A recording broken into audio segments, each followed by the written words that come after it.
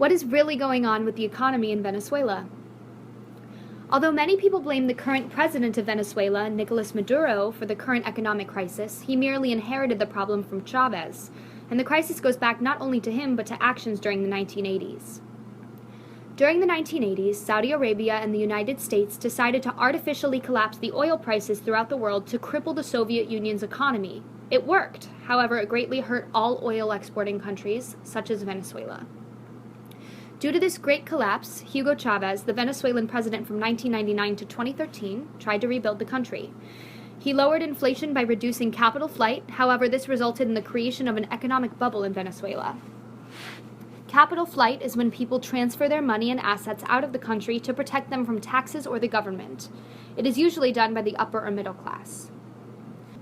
Since Chavez greatly reduced capital flight, this caused a decrease in the exchange rate and the value of the national currency and created an economic bubble within the country as very few economic transactions took place outside of the country.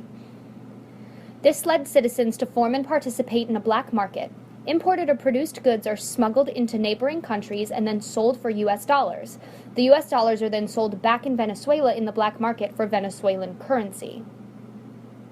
Since so many things were being exported to be sold for US dollars, this led to a shortage of good and healthcare products throughout Venezuela.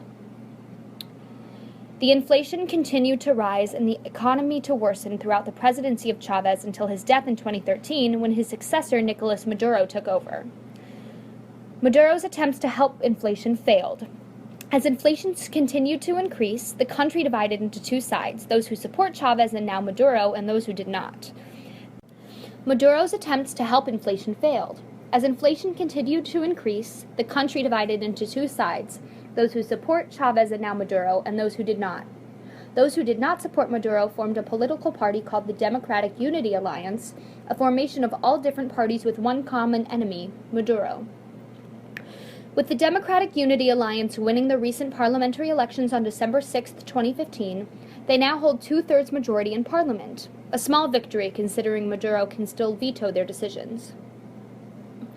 The country continues to be divided as the national healthcare crisis erupted due to the shortage of goods, and inflation still continues to rise. The country remains in the hands of Maduro until 2018, when the next election comes. Until then, the country remains at a stronghold in the middle of an economic and healthcare crisis.